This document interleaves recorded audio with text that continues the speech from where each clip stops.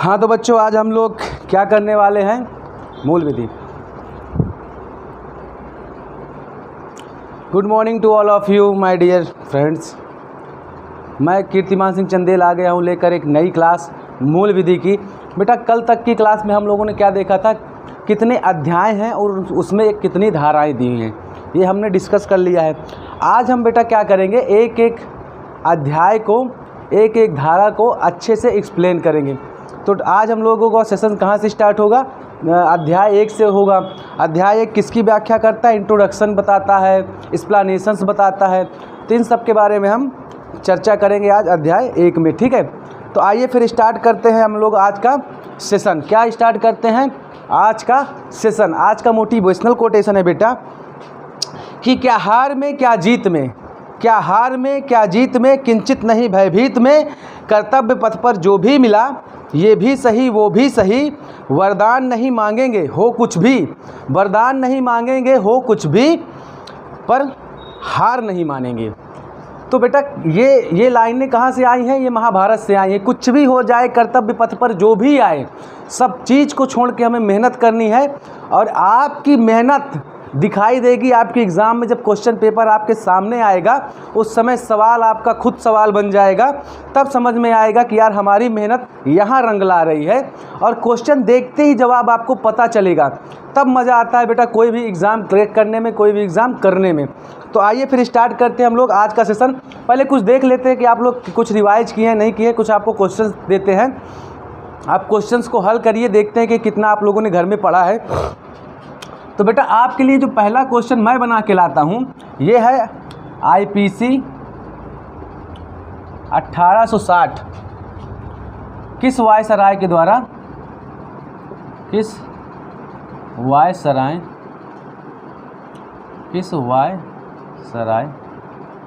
के द्वारा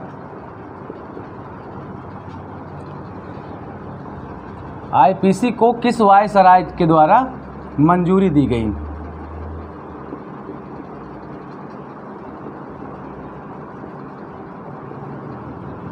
आप लोग जानते हो कि हमारे देश में आज भी अगर राष्ट्रपति के हस्ताक्षर नहीं होते हैं तो कानून नहीं बनता। इस तरह उस समय क्या था, जो उस समय के तत्कालिक वायसराय होते थे उनके सिग्नेचर के द्वारा ये लागू हुई थी। वो कौन से हैं आपको जवाब देना है बेटा, ठीक है।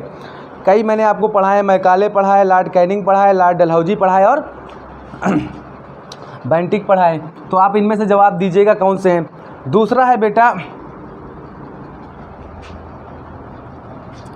दूसरा है आपके लिए क्वेश्चन, IPC के लिए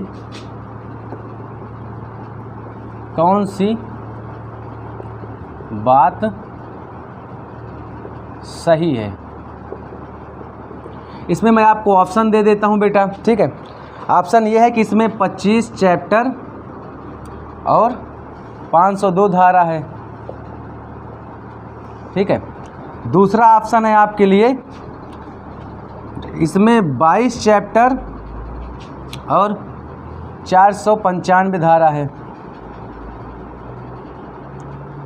तीसरा है आपके लिए बेटा, इसमें 23 चैप्टर और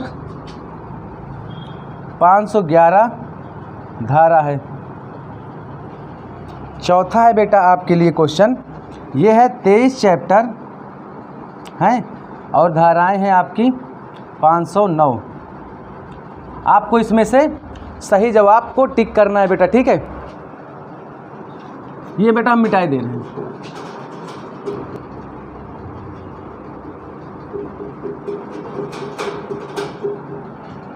IPC कब लागू हुई, कहने का मतलब IPC कब इफेक्ट में आई। इसमें भी मैं आपको ऑप्शन दे देता हूं। पहला ऑप्शन है बेटा आप लोगों के लिए 18 अक्टूबर 1860। दूसरा ऑप्शन है बेटा आपके लिए 6 अक्टूबर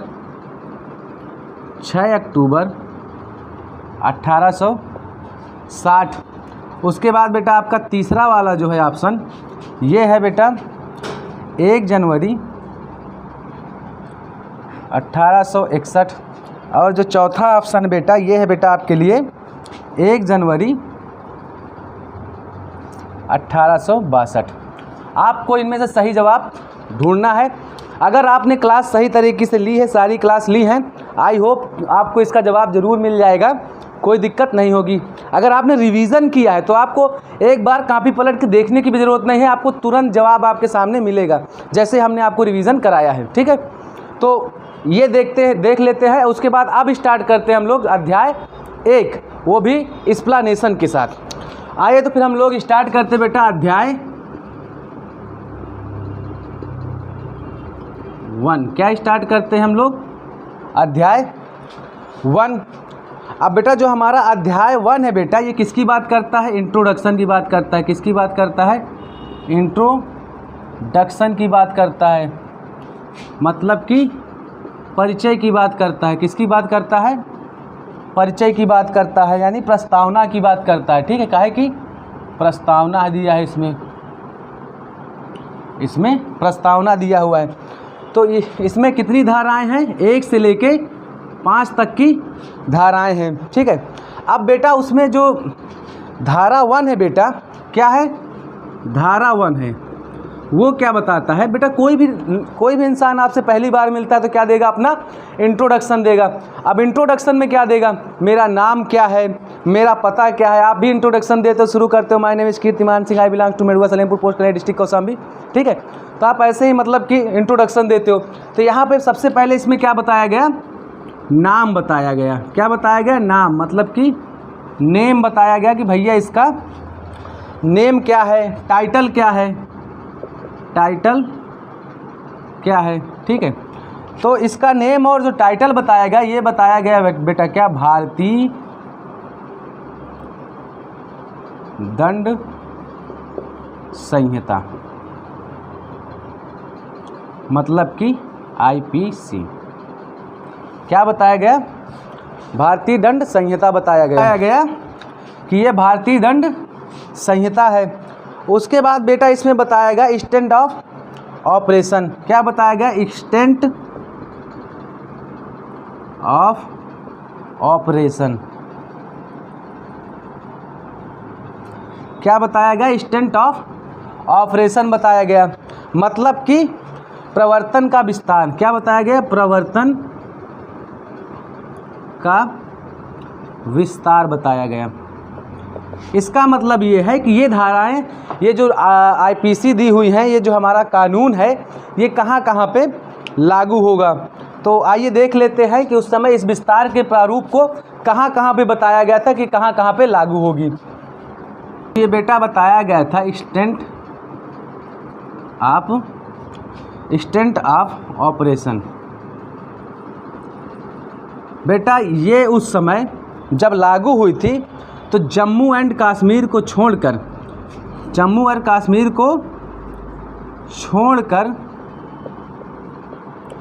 पूरे भारत में लागू हुई थी। कहाँ लागू हुई थी? पूरे भारत में। ठीक है, पूरे भारत में लागू हुई, लेकिन फिर बाद में 5 अगस्त 2019 को क्या हुआ? 5 अगस्त 2019 को प्रेसिडेंशियल ऑर्डर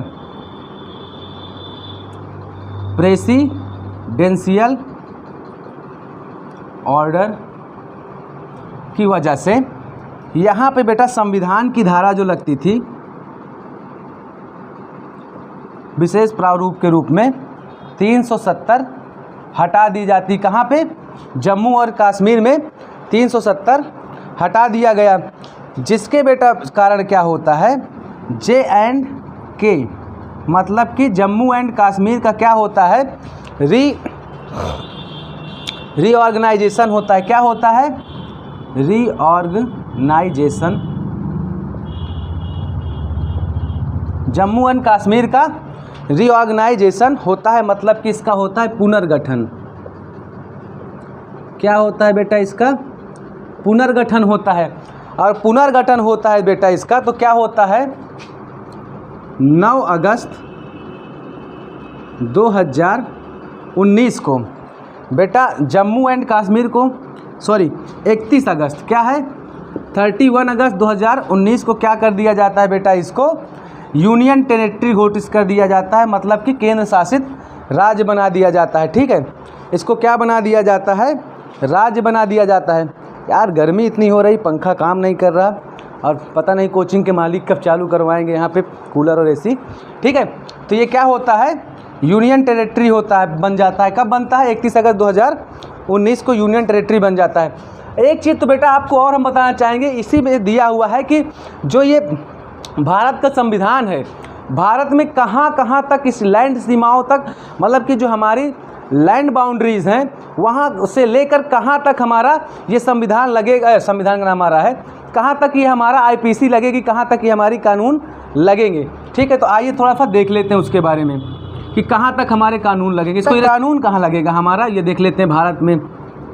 पहली बात तो हम देख लेते हैं लैंड, और लैंड क्या होती है, ज़मीन। ज़मीन से रिलेटेड कहाँ, मतलब ज़मीन कहाँ तक हमारा विस्तार और कहाँ तक ये कानून हमारे विस्तार के प्रारूप में लगता है। इसको हम स्थल भी कहते हैं, जहाँ तक आप सब लोग जानते हैं, इसको लिखने की ज़रूरत नहीं है। और कहाँ लगता है, एयर, एयर वायु, कहाँ लगता है, वायु में। और कहाँ लगता है, जल प्रादेशिक सीमा,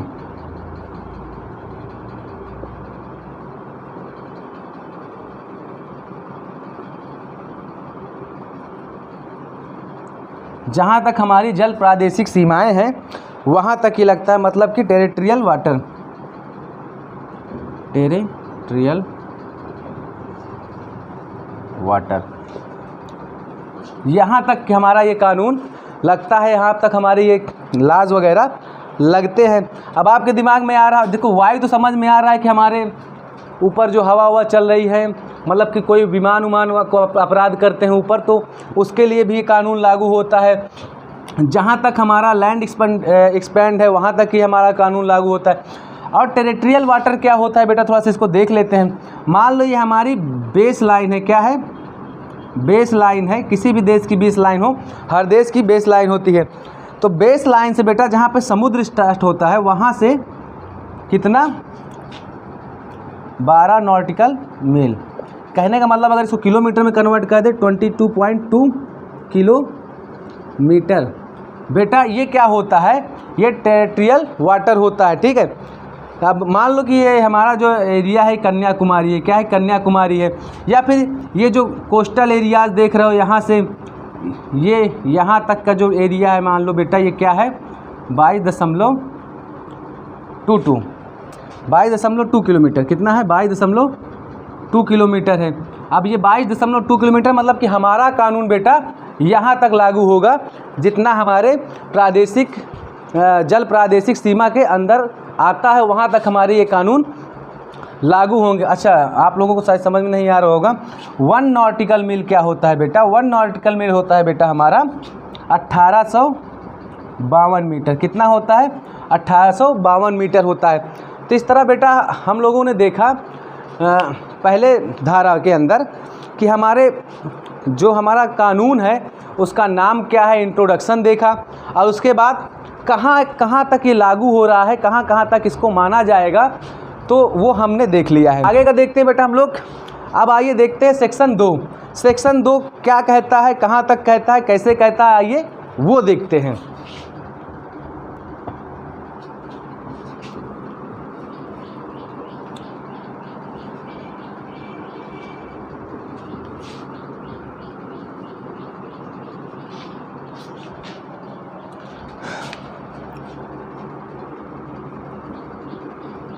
धारा 2 या सेक्शन 2, ठीक है। अब धारा 2 और सेक्शन 2 जो बात करता है बेटा, भारत के भीतर किए गए अपराधों के लिए दंड की बात करता है। ये क्या कहता है, भारत के भीतर किए गए अपराधों की बात करता है।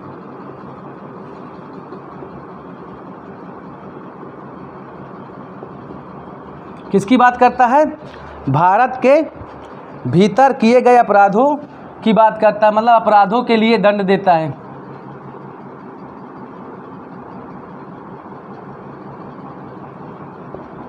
क्या करता है? भारत के भीतर किए गए अपराधों के लिए दंड कर देता है। ठीक है, तो जो ये अपराध होते हैं, क्या होते हैं? अपराध होते हैं, ये भारत के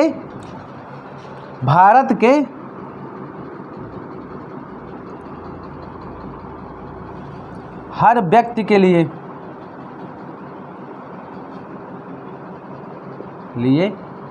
हैं।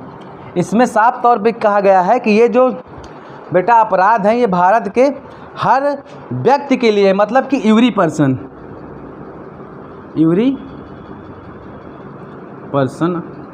Of India.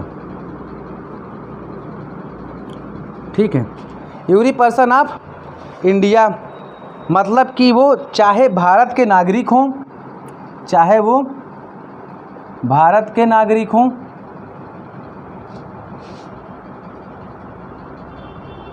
या कोई विदेशी हो, या कोई विदेशी हो, या कोई विदेशी हो। मान लो कि इंडिया घूमने आया है और उससे अपराध हो गया, तो इसमें भी क्या होता है? दंड हम किसके तहत देंगे? सेक्शन 2 के तहत देंगे। जो कानून हमारा सेक्शन 2 कहता है, जो हमारी धारा 2 कहती है, उसके तहत उसके ऊपर हम क्या करेंगे? केस चलाएंगे और दंड देंगे। ठीक है, इसमें बेटा एक चीज़ तो है, लोकेलिटी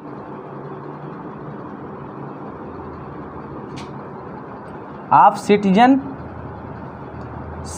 का इफेक्ट नहीं पड़ता है। क्या नहीं पड़ता है? इफेक्ट नहीं पड़ता है। ठीक है, अच्छा एक थोड़ा सा हम लोग और बता दें आपको, कहाँ पे ये वाला कानून नहीं लागू होगा? हमारे देश के अंदर भी रह के कहाँ पे हो सकता है ये कानून ना लागू हो, कोई ऐसी जगह हो? तो मान लो बेटा भारत के भीतर ये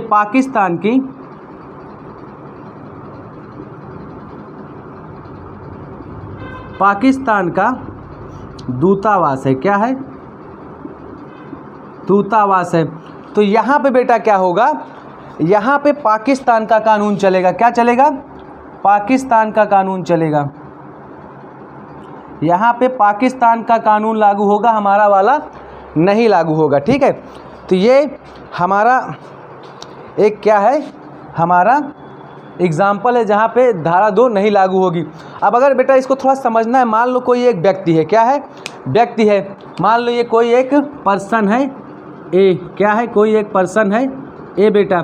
ये आया आगरा घूमने। कहाँ आया? आगरा घूमने आया, और इससे बी पर्सन की क्या हो गई? हत्या हो गई। क्या हो गई? हत्या हो गई। तो इसके ऊपर जो केस चलेगा वो कहाँ चलेगा? है तो यहाँ का नहीं, नागरिकता इसकी यहाँ की नहीं है, ये बाहर से आया है, विदेशी है। क्या है? विदेशी है। लेकिन इसके ऊपर हम क्या करेंगे? अपने यहाँ का कानून लगा के इसको दंड देंगे। कहने का मतलब हम इस पे जो केस चलाएंगे वो सेक्शन 2 के तहत चलाएंगे। ठीक है, किसके तहत चलाएंगे? सेक्शन 2 के तहत चलाएंगे। और इस पे कौन सी धारा लगेगी? 302 की धारा लगेगी। काहे की लगेगी? 302 की लगेगी। 302 की धारा लगेगी। ठीक है, तो आइए फिर अब देखते हैं धारा 3 हमारा किसके बारे में बात करता है, आइए वो भी देख लेते हैं।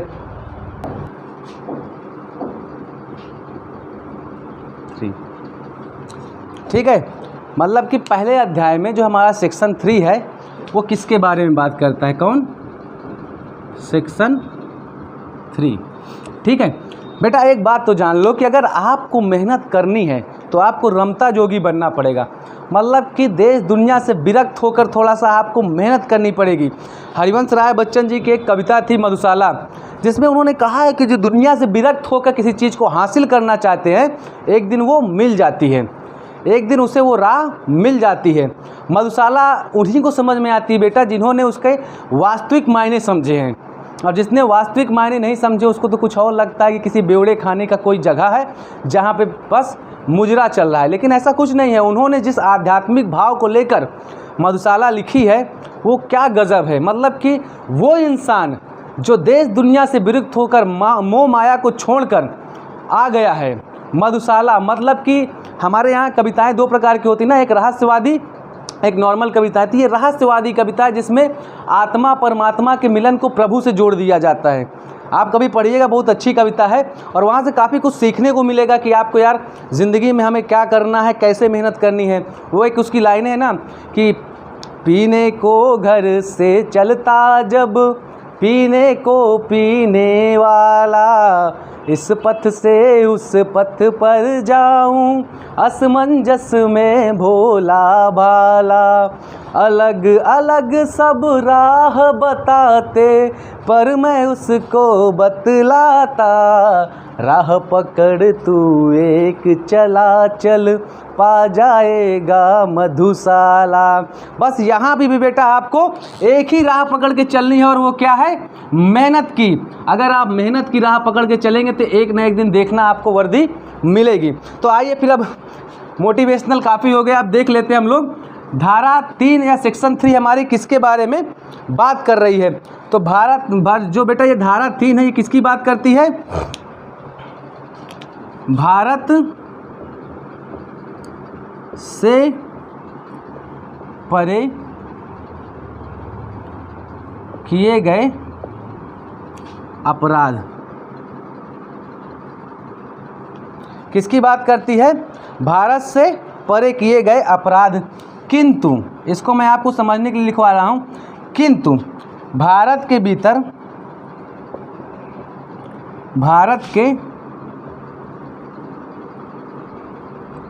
भारत के भीतर उन अपराधों का दंड है। क्या है, उन अपराधों का दंड है। तो फिर तो ऐसा माना जाएगा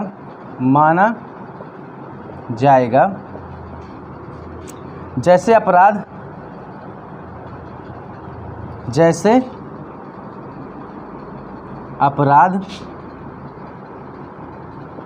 भारत में किया हो। कहने का मतलब ये है कि भारत से बाहर का कोई आदमी, भारत से बाहर रह के इंडिया से बाहर रह के कोई ऐसा अपराध किया हो, इंडिया के भीतर का अपराध जिससे भारत में दंड का प्रावधान हो, जिसके लिए भारत में दंड का प्रावधान हो, तो उसके लिए भी केस चला के हम लोग क्या करेंगे, दंड देंगे। ठीक है, क्या करेंगे, दंड देंगे। एक एग्जाम्पल देख लेते हैं बेटा हम लोग 1958 कब की बात है बेटा, 1958 की बात है। एक आदमी थे, पाकिस्तानी थे, क्या थे, पाकिस्तानी थे। कौन, महबूब अली साहब। कौन थे, महबूब अली साहब थे। तो महबूब अली साहब ने क्या किया, एक मुंबई का रहने वाला इंसान था। कहाँ का, मुंबई का रहने वाला इंसान था। इससे इन्होंने फ़ोन के ज़रिए या तार के ज़रिए क्या किया, कांटेक्ट किया और एक डील की। डील के बाद ये अपने मुंबई में रहने वाले एजेंट को क्या करते हैं, 5 लाख रुपए जिनसे डील हुई है उनसे क्या कर देते हैं, दिला देते हैं। तो इनसे डील हुई है, जो फ़ोन पे पर्सन है, इनसे इनकी डील हुई है, इन्होंने क्या किया, अपने एजेंट को 5 लाख रुपए दिला दिए।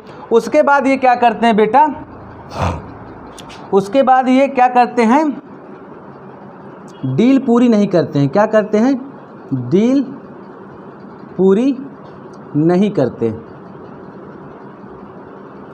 कहने का मतलब ये है बेटा, डील पूरी ना करने का मतलब ये है कि ये जो सप्लाई करने के लिए पैसा लिए थे, जो माल सप्लाई करने का पैसा लिए थे, वो सप्लाई नहीं करते। अब भाई ये तो भाई पाकिस्तानी हैं, इंडिया के बाहर हैं, क्या है, आउट ऑफ इंडिया से हैं। कहाँ से हैं, आउट ऑफ इंडिया से हैं, आउट ऑफ इंडिया हैं। लेकिन अपराध बेटा इन्होंने कहाँ किया, इंडिया के अंदर किया, मुंबई में। अपराध कहाँ किया, इंडिया के अंदर, मुंबई में। तो बेटा होता क्या है, यहाँ पे केस चलता है फ्रॉड का। काहे का केस चलता है, फ्रॉड का केस चलता है। किसके तहत आता है, 420 के तहत, धारा 420 के तहत आता है। तो बेटा ये क्या करते हैं, ये लंदन जाते हैं। कहाँ जाते हैं? लंदन जाते हैं। लंदन से बेटा इनको पकड़ा जाता है। क्या किया जाता है? पकड़ा जाता है। उसके बाद एक्स्ट्रा एडिशन, उसके बाद इनको एक्स्ट्रा एडिशन के तहत लाया जाता है और इनके ऊपर केस किया जाता है, FIR दर्ज होती है और इनके ऊपर केस किया जाता है। तो फिर ये कहते हैं, चाहते हैं सुप्रीम कोर्ट। ये कहाँ चले जाते हैं भाई साहब? ये जाते हैं सुप्रीम कोर्ट और ये कहते हैं कि मैं भारत का तो नागरिक ही नहीं हूँ। तो फिर भारत वाले क्या कहते हैं? मानते हैं आप भारत के नागरिक नहीं हो, लेकिन हमारे यहाँ कानून में एक अवधारणा है, एक धारा है, धारा 3 सेक्शन 3, जो कहता है कि भारत से परे किए गए अपराध, भारत के बाहर से किए गए अपराध किंतु भारत के भीतर उन अपराधों का दंड है, तो ऐसा माना जाएगा जैसे कि भारत में ही वो अपराध किया गया। मतलब कि बेटा आप हमारे पड़ोसी हो के हमसे कट छट के बने हो, ठीक है, और आप हमारे ही आदमियों के साथ फ्रॉड करोगे, कैसे चल पाएगा? बिल्कुल नहीं चलेगा। हम तुमसे आगे हैं, हमारे यहाँ ये वाला सेक्शन है, तो इनके ऊपर केस चलाया गया और इनको दंड दिया गया। आई होप ये एग्जाम्पल से आपको काफ़ी कुछ समझ में आ गया होगा। तो बेटा आज हमने अध्याय 1 की 3 धाराएं कंप्लीट कर ली हैं। इसमें 2 धाराएं और बची हुई हैं बेटा, उसके बाद हम लोग स्टार्ट करेंगे अध्याय 2। तो बेटा अगर आपको लगता है कि क्लास अच्छी चल रही है और धाराएं और IPC वगैरह काफ़ी अच्छे से समझाया जा रहा है, तो प्लीज़ क्लास को शेयर करो, दूर तक फैलाओ, ज़्यादा से ज़्यादा बच्चे इसको पा सके। इस क्लास को दूर तक फैलाओ ताकि ज़्यादा से ज़्यादा बच्चे इसे पा सकें। और मिलते हैं कल के नए सेशन में, जहाँ पे स्टार्ट करेंगे हम लोग अध्याय 2 और वहाँ पे एक्सप्लेनेशन के द्वारा हम लोग इसको सारा ख़त्म करेंगे। तब तक के लिए बेटा जय हिंद, अलविदा।